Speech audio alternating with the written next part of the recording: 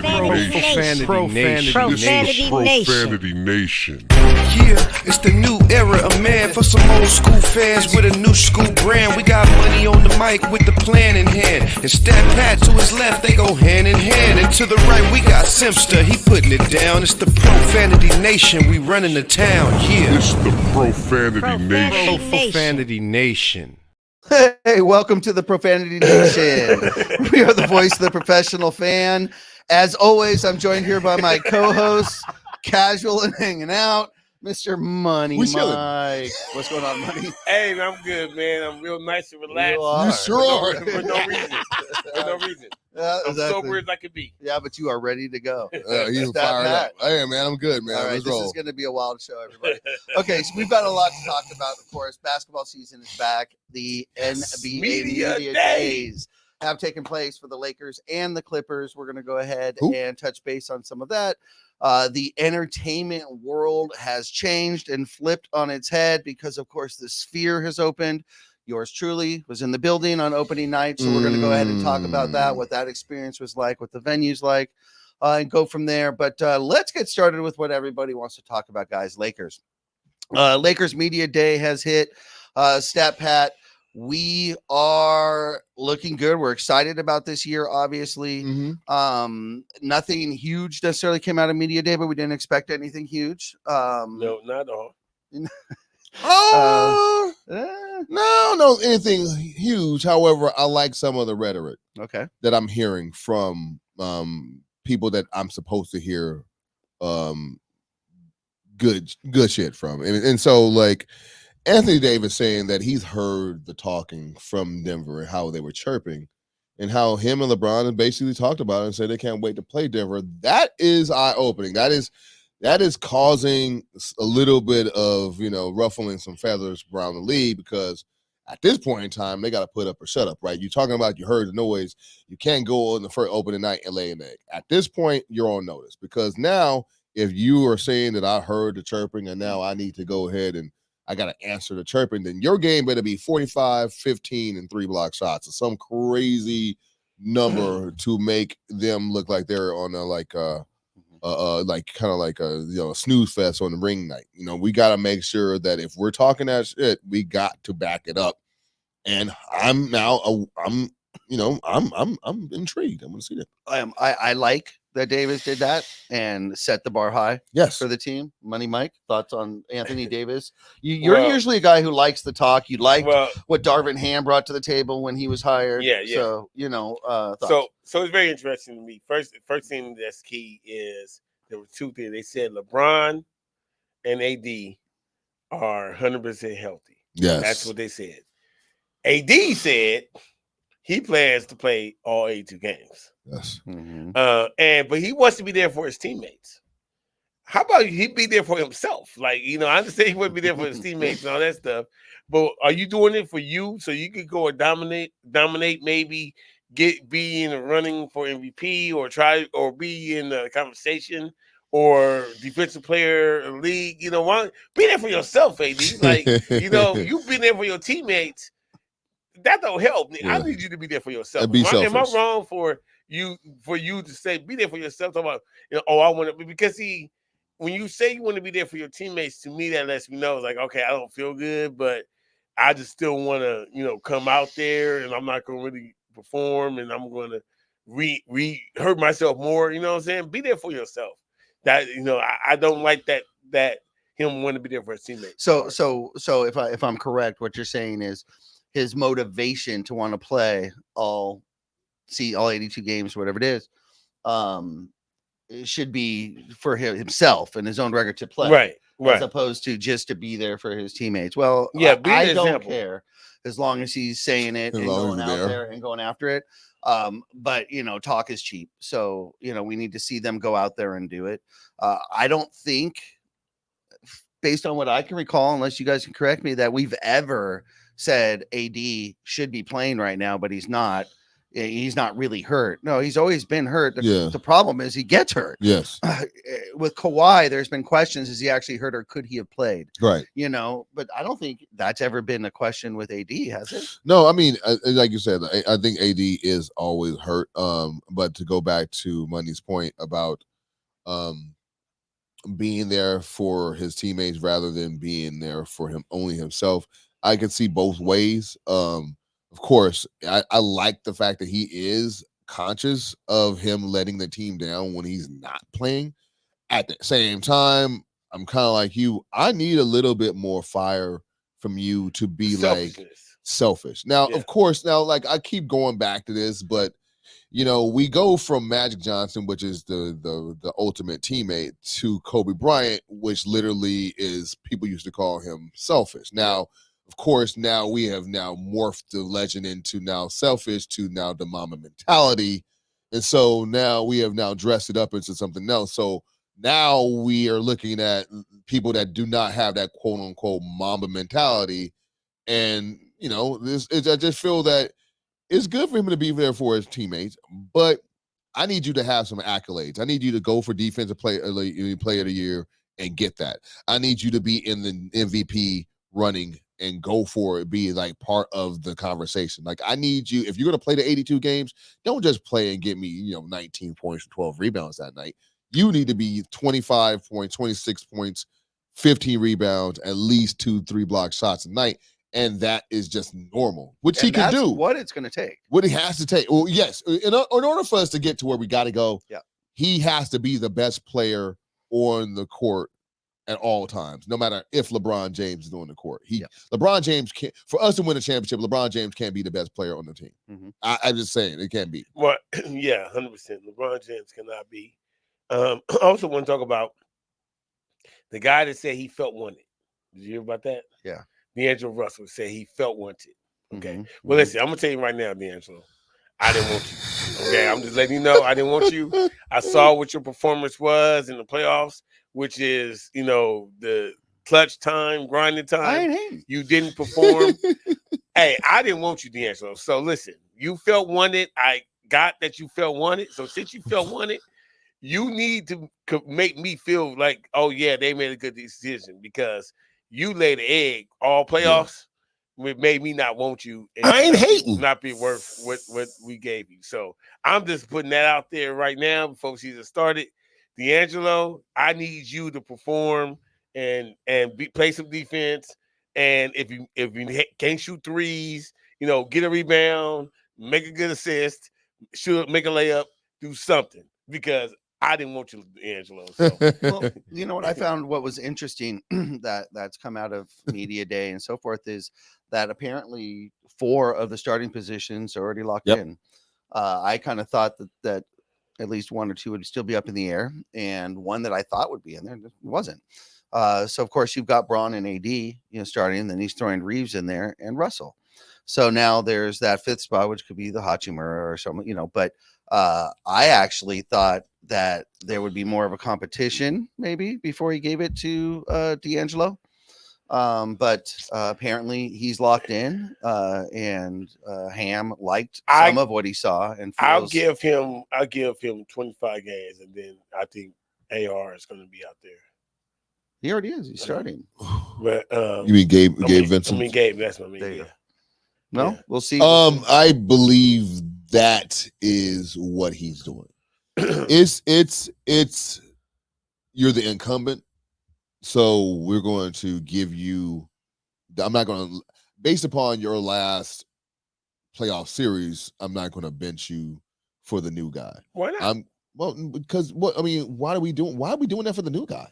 The new guy hasn't shown anything. Yeah, the new guy hasn't shown anything. Yeah, but we saw what the old guy did. The new guy haven't done anything. That we had to credit a win. Okay, and if it's an 82 game season, there's time. We can't. It's easy for us to give him, like you said, 25 games to be able to show what he's worth, to show if he earned it. Because in those times, it's going to be times where he's not doing well. Gabe Vincent is doing well. He's earning more minutes. Gabe Vincent's now ending games. You know what I'm saying? After a while, it's going to be, by the time we get to the All-Star break, either he's traded or he's on the bench. Yeah. So I don't think that, to me, that position isn't, I think we're strong, because if D'Angelo Russell balls out, then he's good, and we got Gabe Vincent, which I think is going to ball out. So I think we're good right there.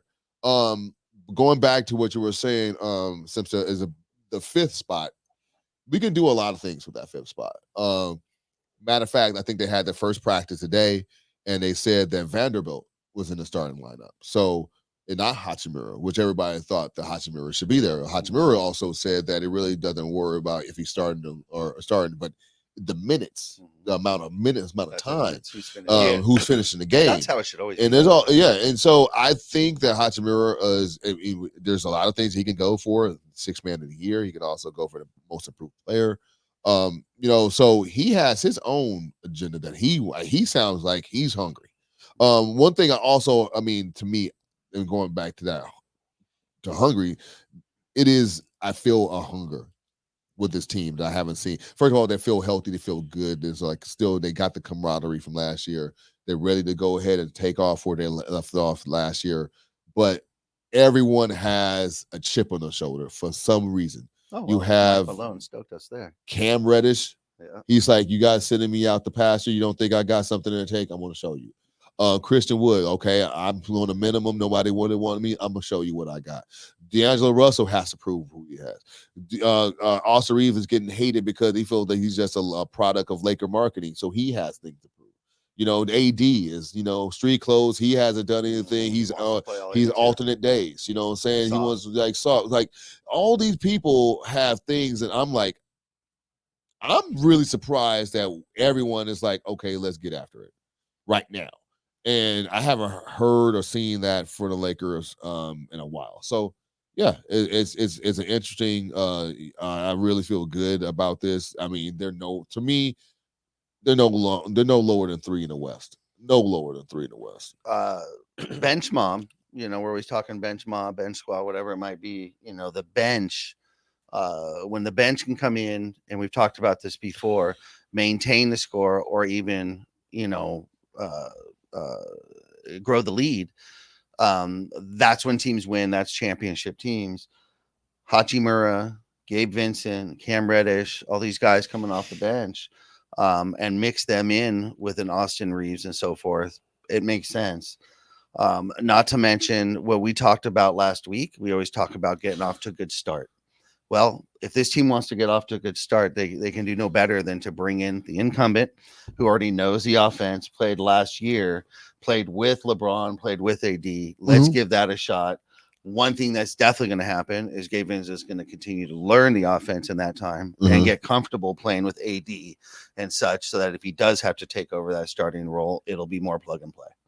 So it seems like the right thing to do. Yeah, yeah, I like it. I mean, one thing I love about Rui is he's not that guy that needs to start. You know what I mean? So when he goes in the game, he's ready to go, and he's going to be out there ready to perform. He's going to get the rebounds. He's going to go to the hole. He's going to shoot the jumper. He's going to do whatever needs to be done in the flow of the game. Right. Which is what I love about Rui. Right. So he's not somebody that some players need to have that starting role so that way they can feel wanted in the game per se.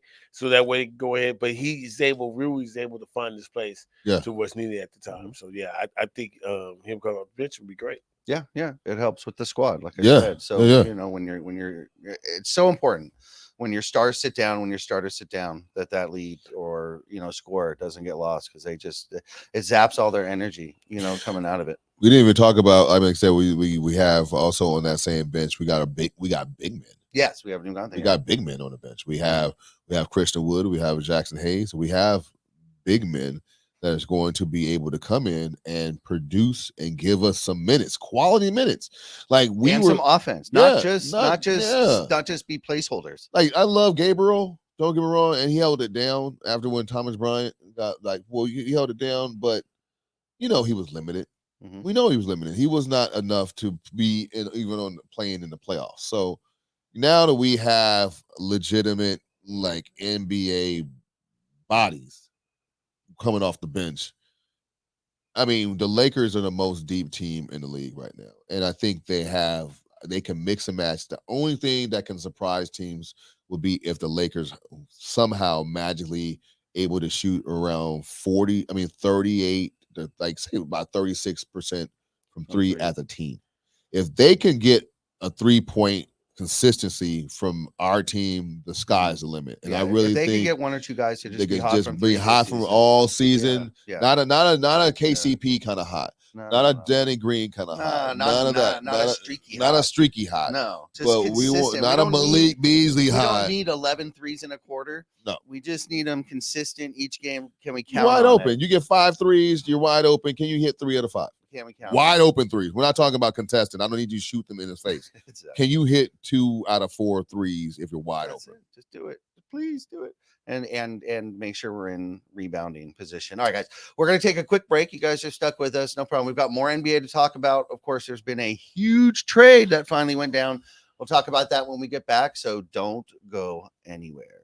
Profanity Nation. Profanity Nation.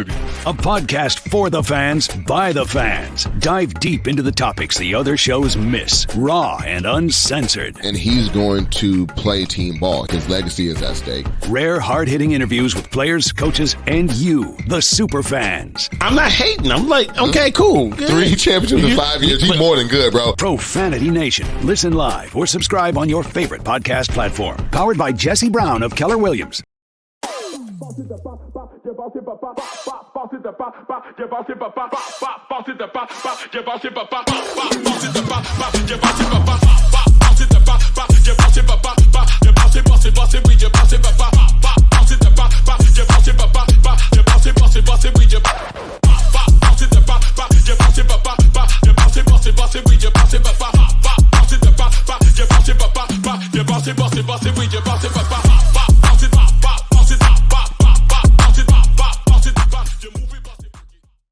Hey, we're back with the Profanity Nation podcast. Thanks for sticking around.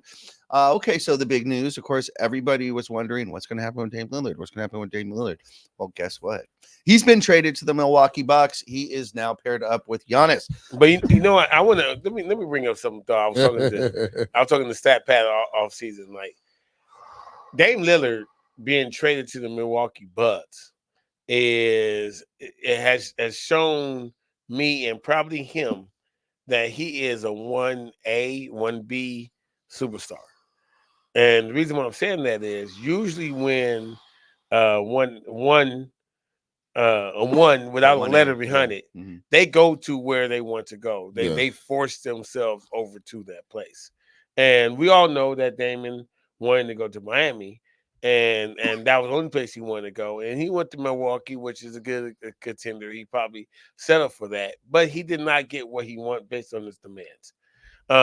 Does that make him less? I think it does a little bit less of the player that he think he is. Because we all know when AD wanted to go to the Lakers, he came to the Lakers. When Harden wanted to go to Philly, he went to Philly. Like, these things can happen. So what do you guys think? I think he's less of he's not that. You think that's hurt his legacy in a sense? Well, yeah. Well, he's not that person. He's not the caliber of a player. Did you think he was before this trade? I thought it would be difficult for him to get there. Okay, but did you think he was that caliber of a player? Yeah, I thought he would be able to, but it's very clear that he wasn't able to. Okay. My opinion, Go for it. Okay. My opinion is timing is everything. With AD, his contract was coming up. They knew they were going to lose him for nothing. Dame Lillard is in the middle of a contract. He was going nowhere. The team had the power. He can't threaten Milwaukee to say, well, I'm not going to stay or play, or I'll leave after 1 year. Don't trade for me. That's the difference that the other players, had the power that they had to go exactly where they wanted.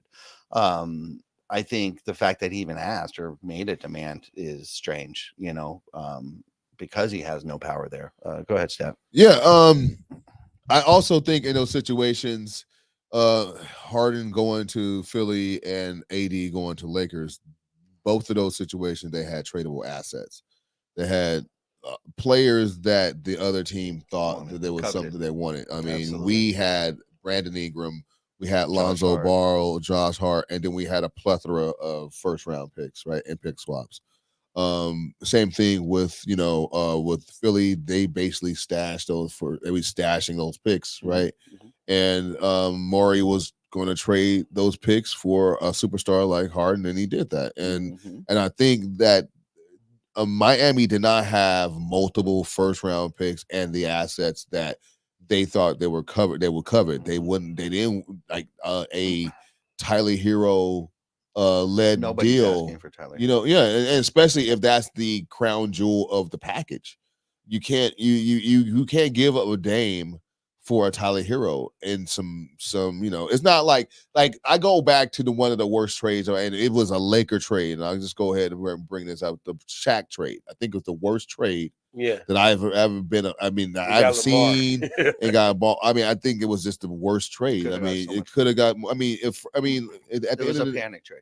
At the end of the day, I'm not going to trade my franchise and allow you to keep your future.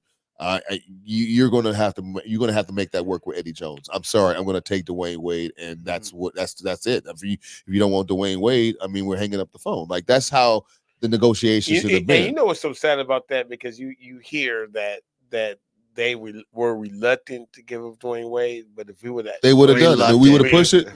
They would have pushed. They would have done it. And do you know? And Kobe and Dwayne Wade, come on, man. It was the best. It would have been the best backcourt of all time. Right. Period, hands down. I'll stand on that easily. I mean, easily. It's not even funny. Easily.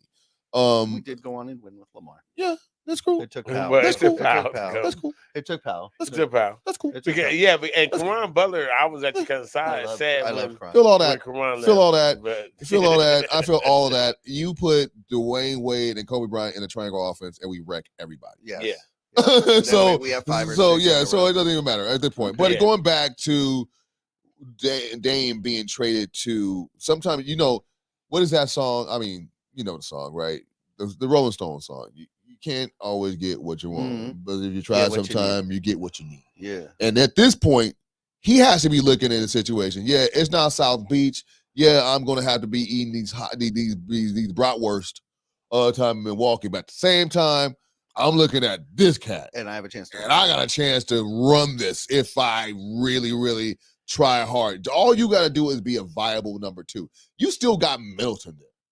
You know what I'm saying? You still got Middleton there with Dame. So Middleton and Giannis were the 1-2 punch. And you had Drew Holiday, which, God bless him, love me some Drew. But now we elevate Drew and bring in Dame. And now we knew they were getting to the conference finals with Drew, Middleton, and Giannis. Now you give somebody, you getting that shot in the arm, somebody that's hungry. I like their chances. Now, of course, Drew just got traded. You know, he got traded to the Celtics. Yeah. And so now you got Porzingis, you got Drew, and you got, Brown and Tatum. And So, Gabriel. so in when the Gabriel. Gabriel. Oh, okay. Well, And they just signed Wyndham Gabriel. Okay, for a 4-year deal. So and once again, like that's the beauty of the Lakers scouting point. We find these gems, and now they get paid. Hey, man. So the best thing you ever did was play for the Lakers. right. I mean, hey, everybody about to get paid, And right? Schroeder, too. Yeah, So same difference, guys. So okay, so that trade's done. So that was the biggest trade. Also, just to your point where you're bringing up, players picking where they want to go. Again, now you've got James Harden in Philly. He wants to go to the Clippers, can't get it done. He can't force that hand anymore because of timing on his contract. He doesn't have that kind of power. No, he doesn't have any leverage. Yeah, no leverage. So I think that has a lot to do with it, and it's just the way contracts are structured, guys. But other than that, we're excited. The season is here. Like you said, practices are here. First preseason games are coming, guys. Yeah, we'll see who plays and who doesn't. Yeah. And obviously the stepbrother down the street, the Clippers, they had their media day at the same time. They had their media down. Let's get this straight. There's 2 Los Angeles NBA teams. Okay. Clippers compete. And they try and grab as much of that spotlight from the Lakers as they can. They know they'll never get it all, but they try and grab. Yet they schedule their media day at the same day and the same exact time as the Lakers. Why is that? Well, I mean, Lakers? listen, they listen. You know one thing I love. This is what I love about Clippers. They're confident, and nothing. Nothing negative. What reality is. We know everybody knows what it is, but they still maintain their confidence. Right. Fake it till you make it. Yeah, I mean, listen, fake it to make it. And that's the Clippers model. That is the theme of the day and the year, man. We gonna fake it till we make it. You know what I'm saying? So as long as we look good, they about to have a great little stadium. It's gonna be state of the art. Everybody's gonna want to go there. Everybody's gonna want to see them. Hey, man, look. You know what I mean? The games are fun. Yeah. They got the Condor. I mean, they got everything for them. Yeah. I'm always a conspiracy theorist, so I'm just going to go throw this out there. Let's do it. I believe that they scheduled it at the same exact time so that the media outlets had to decide where they would send their reporters, and for most of them, nothing personal to any reporters or anyone that attended the Clippers. They sent their A reporters to the Lakers so that Kawhi and Paul George wouldn't get as heavy questions. I got you. Because my question was going to be, I'm always a conspiracy guy. My question is, where did Jim Hill go? Bingo. So Jim Hill actually, where's Plasky? Yeah, right. Who's going to tear into the players? You can only go to one. You got to choose. That actually, that's true. Good. You know what? I like that theory, and that's very smart. Mm-hmm. Because all year, all year they've been talking about both PG and Kawhi. Mm-hmm. Are they going to be able to play and manage the team? They're going to probably want to interview rules, them they about knew that Kawhi would get hit with those, and you don't want to talk about that. So if you get the ones that are not known in the media to ask those questions, they're fighting not more get for a spot. They're not going to be as pressure. Yeah. I think honestly, I don't really think is a conspiracy as it is as much as being strategic. Yep. Yeah. Like you said, I mean, we're thinking about conspiracy. That would be like somebody like something like some that we don't know it's fact. Right. It's a theory. But but like when we're thinking like that Bomber's not been. Come on, guys, Bomber been around. Yep. I mean, this is extra stuff. This is child's play. This is he cutting $1 billion checks. You know what I'm saying? Like he's been that guy. And he's been making these deals. He knows how to work a media room. I mean, he had to go toe to toe with Apple. It's like he's been dealing with giants before. So Lakers is just another giant that he has to deal with, And so I believe that could be the case, especially, like this is one thing we talk about the Clippers. And I mean, shout out to all you Clipper fans, man. I hope you guys stay on this bandwagon because you guys know, stay there. Like I know. Fredo, stay over there. You know how it is. It's over. It's over. Y'all know the window is closing. And it's closing right now. It's like sands in an hourglass. We know it's closing this year, guys. Stop playing games. You can go ahead. It's Clipper time. You can say all you want right now. You can win the games against the Lakers. You understand, though, there's a window. You can win the games. You can, but these knees ain't gonna last the 82 games and playoffs. It hasn't. So until we get there, I don't give you the run that you think you should. I don't give you the credit anymore. You don't get that benefit of the doubt anymore. At this time, you got to show me. It's a show me. What's funny about it? I mean, for how long we're so tired of it, the media crowning them, the crown prince of the NBA in the West. They're the ones, they're the favorites. So they constantly just flop. And we've constantly sit there and go, what are they picking? What do they see? Now, finally, I think I believe actually that the shine has finally rubbed off of Bomber's little new toy. And he's now looking at his shiny Kawhi Leonard and Paul George that he put together and going, look at this beautiful thing, going, they ain't so fucking shiny. Excuse my language. And he's frustrated. And you're right. He's a businessman. And it's been enough years. And he's as frustrated as Jerry West is frustrated. Yes. Everyone in that team with those two stars. Jerry West is on record. Calling them out, saying it is time to their face, to Paul George's face. It is time on Paul George's podcast. Yeah. It is time. What are we doing here? We're talking about we're talking about 8 teams make the playoffs in the West. And if you're not in the top 4, bro, why are we even giving you media coverage like that? Because right now, off first glance, is Denver, us, the Phoenix, and the Warriors. And now you're basically, and the Kings are more exciting. Yes, and John Morant might even come out. So you're literally fighting for bottom rung. All right, you're bottom half of the bracket. Okay, so this is where you're at. At this point in time, you have to prove that you're top 4, top 3, top 2, because guess what? You're fodder. At this point, you're just going to be a first round knockout. You're maybe second round at best. And if you make it, the Clippers are the dark horse. Be the dark horse. Because you're not going to get the favorite. You're not getting favorite You're not status. getting the love this year. No, you're not getting favorite status. And so, yes, because we are tired of it. And as a Laker fan, I am tired of seeing these guys pump their chest out and get nothing for it. nothing for it. What are you doing? You're just selling wolf tickets. Here's the thing. I'm not tired of them pumping their chest and getting nothing for it because it's comedy. Well, at this point, it is. Right. So, you know what I'm saying? I love when they do that. The shocker is when they pump their chest and they actually execute and they actually win. And if they actually make it to the Western Conference Finals and actually have a great performance there, you know what I mean? Where they actually could win. You know what I mean? Like when you look at they could possibly have a chance. And you never have that feeling with the Nope, you don't. And guess what? I mean? Your question is really, okay, who's gonna stop them? You know, they got past them. Okay, they for sure not gonna get past them. You know what I mean? No. And you have to understand that, you know, as a Clipper fan, that's about what you're going to get. As long as you are staying at mediocrity, then if you get like a C grade in class and then you all of a sudden get a B, and then you guys have succeeded. You know that you guys had a great year. But the problem is they look at that B and they go, "That's an A+." And we're the valid Victorian. That's the problem. But that's cool though. That's cool though, because like I said, I cannot wait to go to a Laker game in Inglewood again. Okay. Because when the last time I've been to a Lakers game in Inglewood? I'm gonna see everything. When is the last time I've been to a Lakers game in Inglewood? It has been over 23 years that I have been to a Laker game in Inglewood.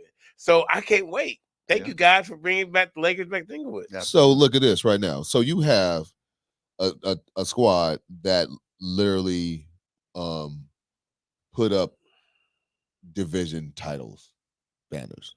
That's what they want to do. Now, this is how it just flipped on them. Excuse me. Because at one time, they were the cream of the crop of the Pacific Division. Okay. 4 teams in the Pacific Division. Us, Phoenix, Clippers, and Warriors. Okay. The Warriors won a championship 2 years ago. We won a championship 3 years ago. Phoenix have retooled and gotten better. The Clippers are the same Clippers. Okay. Now, when you look at those 4 teams, they are clearly the 4th team of the 4 of that division. How quickly the mighty have fallen when now all of a sudden you were talking all this yang about how you're big and bad in this, and now you're literally projected to come in 4th in your division. You can't put up your BS banner anymore. I don't even winning the division. You can't even get a consolation prize at this point. That's what I'm saying, guys. You out there pumping your chest out, and you can't even get the consolation prize of winning the division. You know the oddity there with the Clippers and their stars, Paul George and Kawhi, because of the dynamics there. I like Paul George. Kawhi I don't know well enough, but I think because of the dynamics there, Paul George just, I think personally doesn't have a full 100% sense of accountability, because he can say, well, Kawhi hasn't been playing. There's nothing I could have done anyways. And that. So I think he's taking that off, as opposed to saying, well, he's not here. I'll be the star and I'll make this team get there. I'll do it, so I don't feel like they have that chip on their shoulder that we've, everyone's talking crap about them. Right. But I don't feel like they have that chip. like the Lakers do because Denver was talking crap Right. about them. Right. And you know what? I No, don't they know don't. why, right? Do you get that same feeling? No, I do. Yeah, and why? I mean, it's easy. It's almost like, no, it's okay because we're the Clippers. Yes, and easy to go under the radar. It's fine to fall back into that little brother status. It's so easy to not have to deal with everybody coming for your fan base like they come for the Lakers. We got so much crap because of the fact that we got swept. They were talking about us, and Denver won the championship. They were talking about us. Yeah. So you think they would ever do that with the Clippers? Were at home watching us get swept. Right. And do you think there were anybody, if they swept the Clippers, you think, well, everybody would talk about the Clippers, but we won the championship. No one would be talking about that. He felt some type of way because it was us. He wouldn't feel the same way if he swept the Clippers. He'd be like, Hey, I gotta bring up something, man. You know what's so wonderful about this? You know who the luckiest person on the Clippers is? Because we have not mentioned him at all. Russell Westbrook. Yeah, You're absolutely right. So you know what? I think I as we're sitting around, we're discussing about how they're gonna win, and Paul George and Kawhi. Russell Westbrook is able to go underneath the radar, get that, not get the big butt contract, perform, and there literally is no expectation from none. him. So it seemed like hey, it's good for him. I feel like I'm only mentioning Russell Westbrook because he is on the team, and we have not talked about the Clippers, how they're going to go and the sale be good, whatever. Russell Westbrook is part of the conversation. Again, so I think that's part of the design of that media day scheduled the same day. I don't know. I'm just going to say. Yeah. So Russell, you think we got to get Z at 7 heaven because there's no pressure on him like it was? Yes, I think that he has all the benefits of living in Los Angeles, but none of the pressure. Right. And he has an opportunity to redeem himself because as much as we talk about the Clippers not being if Russell Westbrook turned back the clock and go back to OKC, Russell Westbrook, they are going to be formidable. Let's be real. Right. I mean, he can put a team on his back and win games. He can get a team into the playoffs. So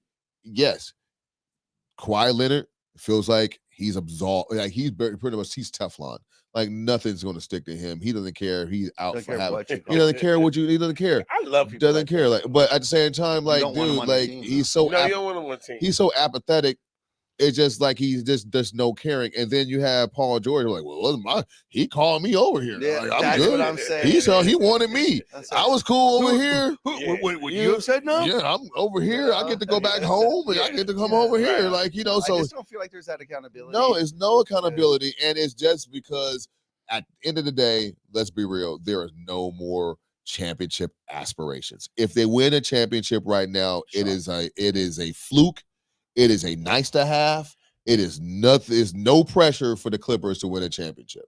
Yeah. Absolutely. Well, everybody out there, be sure to log on to Infanity Television Instagram because Infanity TV's own Mike Hell was in the building for the Clippers Media Day and did have a chance to talk to Russell Westbrook, and we loaded some of those scenes and some of those clips onto our Instagram. So be sure to check that out, guys. Awesome. We're going to take a quick little break, and when we get back, we're going to talk a little bit about the Sphere that I had the experience in. Yeah, of course, we're going to go ahead and talk about Money Mike's Out of Bounds. So don't go anywhere. We will be right back.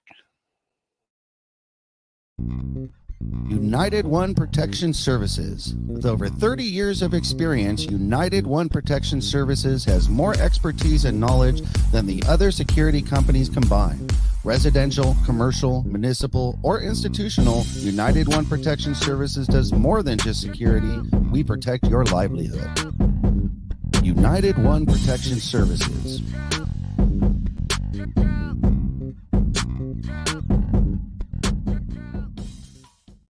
Welcome back to the show, Profanity Nation podcast, where we are the voice of the professional fan. Guys, professional fan isn't just sports. Professional fan is entertainment. Right. So what that means is we have to be on top of all new entertainment venues. I'm going to go ahead and let you start, but I'm going to tell you. Let them know. All right, go ahead.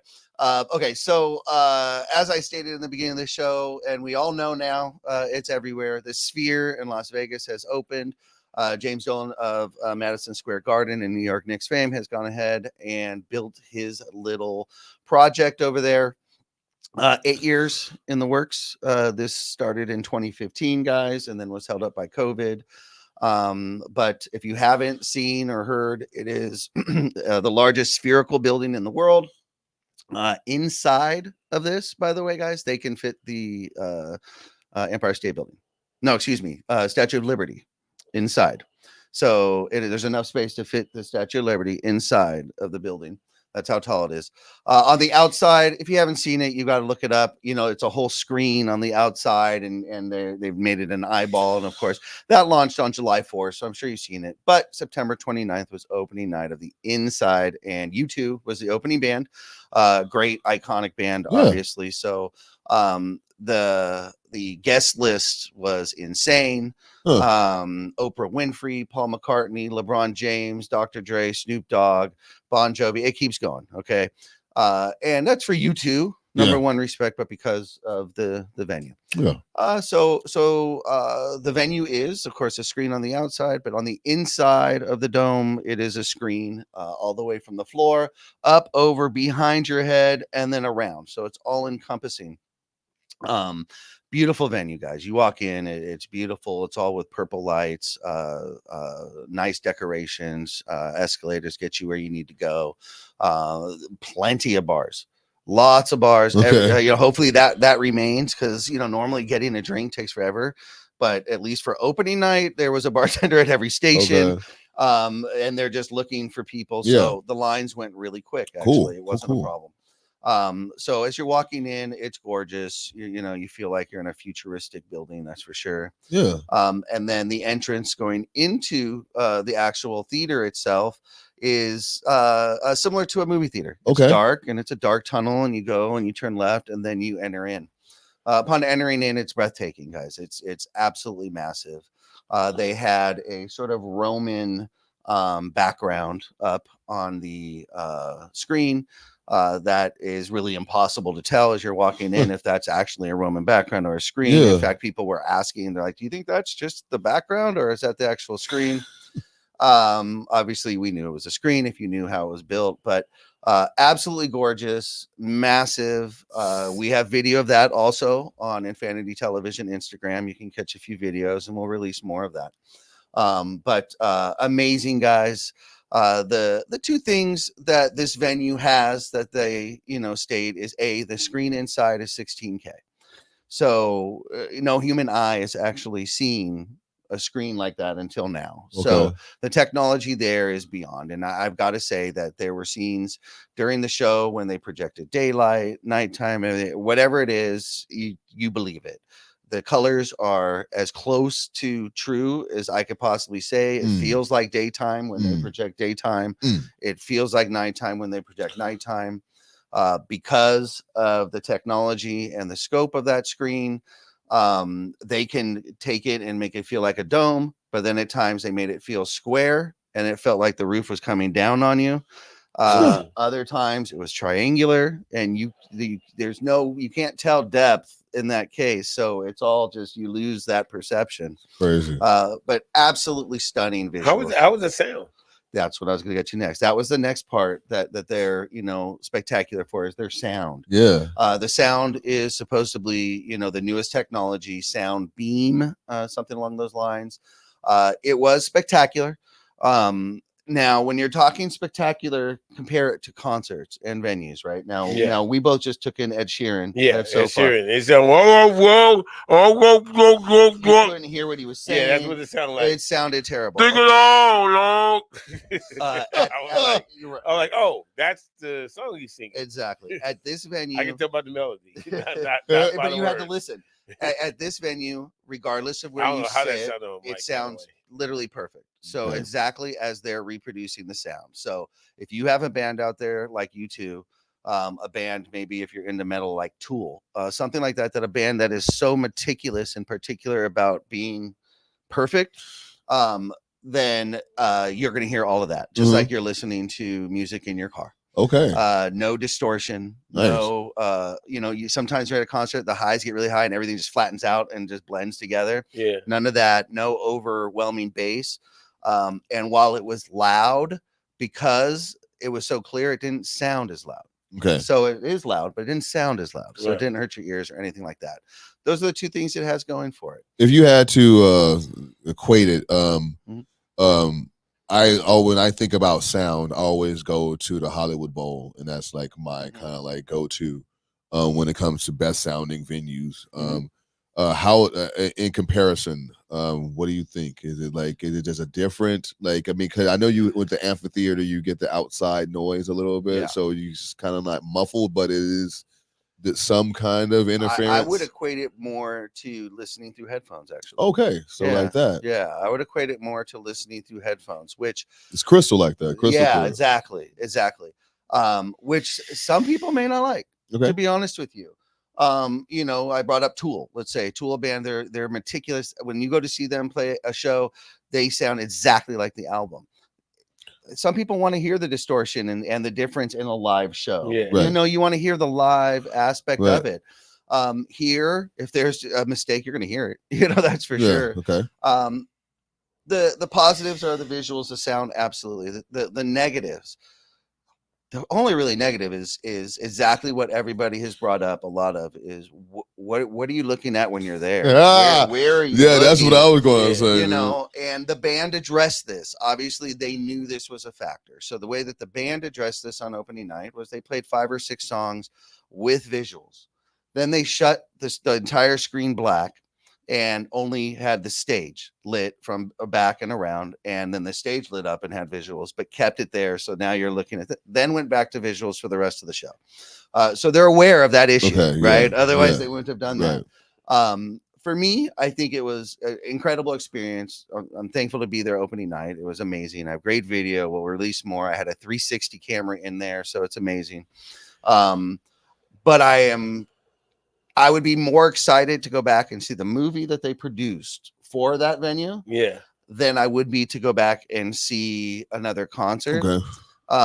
If I was to go see a concert, I would rather go see like a band like Pink Floyd, where they can project the, Exactly. you know, where Exactly. you're okay not worrying about Right. looking at Right. the band. Because you want to see the wall. I want to see the visuals. Yeah, I yeah, want to see, I want to go through something like that. Yeah. Okay. I even maybe a Coldplay because they have story songs and you could go through visuals. But other than that, I think it's a whole new genre that needs to be created for that. I think you said you hit a nail on it. I mean, it has to. I mean, if we're talking, because Pink Floyd, it was the one that first did that kind of stuff. So with a 2D screen, and it was like, and you were still in awe. Take you on a journey. Yes, and so with visuals, and so it is accompanying the album. It wasn't just the album. It was like you said, it was a whole experience. So if you first of all, if you did play that venue, then you have to know that I'm not going to go to the Sphere without having the visuals. Oh yeah. Like I got to have the visuals. I mean, because ain't nobody here to see me like that. I mean, if they want to see me, they can see me at SoFi. Yes. They want to see me like that, but they want to hear. You're here to see me. Then I gotta give them that. I have to give them all of it. Like even if Ice Cube play, out there, and he's doing today was a good day. Man, I better be down. You want him riding the You bike know what down I'm saying? the I better feel like I'm on a 6'4". You know what I'm saying? I want to see the video again. I want to see Sunny. You know what I'm saying? I want to. You know what I'm saying? Yeah. So if you play the video, a venue, and YouTube is gone, and somebody come in there. Well, you know what you got to do. You have to follow up. We need to make sure that we have the visuals intact because that's what we're here to see. Exactly. So for that, it was great. I would highly recommend if you're a U2 fan, definitely get down there, take a look. I had no idea the cost of the tickets for the movie. It's quite expensive. Oh yeah. Those tickets are kind of up there, man. Like $249. Like 90 to 200. Damn. I mean, I think $85 was like the cheapest. Look, if it's affordable, that's like, man, what are we gonna watch? Right. Well, that tells you a couple things. Like, number one is hey, how much does it cost to produce the visuals just for this? So if you have a band coming there, man, and normally they produce a show, what is it going to cost to produce? Man, the you already visuals? know Taylor Swift concert is going to be $1,000 a piece. Easily. Oh, easily. Or Beyonce. Easily. Simply, Easily. if I got paid $85, $95 Yeah. to watch a movie that they Easily. produce, come on. Then man. yeah. That's And because of probably the expense in producing Yeah. the visuals, it has to be someone who can stay for a residency Right. to make that money back. Yep. So, So, but I'm um, gonna tell you why I'm disappointing you, man. I mean, while you was there, yep. Shade Room, Jasmine Brand, all these, gossip thing had all the shots of the spear. I didn't see yours. How come you didn't get yours reposted? You talking about you had a 360 camera, man. Like, how can you yeah, I mean, come on, man. You slipping on your pimping, man. You got I gotta see repost of Simster in the shade room of the experience, because I saw all on Instagram. I saw all these other gossip sites, I didn't see none of your posts because we put our stuff as edited. So listen, everybody, go on Infanity Television. You'll see them there. There you go. Infanity Television, There you Instagram, go. Absolutely. And I actually uploaded a few shorts. Right. So yeah, and I can't wait to put them more together. So it was outstanding. If you can afford the movie, go check it out. Hopefully that price will come down. Obviously it will once they make their money back from the production of the movie, not the True. venue. But it's wonderful. The last thing I'll say about it is the drinks are $200. no, you can get. They do have expensive. They have great alcohol there. So if you want, expensive alcohol, they have it, and they'll charge you for it. 42. 42, whatever. You want. But the one thing I'm going to say, I'll close with about the sphere is it's scalable. So because of the ability of the visuals in there to make it square, triangle, small, big, whatever, if they reproduced that in a 3,000 seat venue, once the screen is turned on, they can make it feel however big, however deep, however small as they want. So it's reproducible, scalable to build these and actually create entertainment more for that. Yeah. And then maybe just the biggest shows would be in the huge domes or spheres. But that's cool. Yeah, I think it's scalable for more cities and more opportunities to experience it, just like IMAX and so forth started out.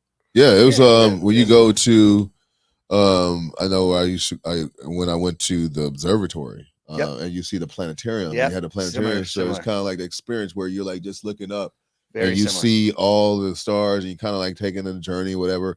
I'm thinking if you just kind of like just recreated that, just do that, not even anything extra than just the vastness of space.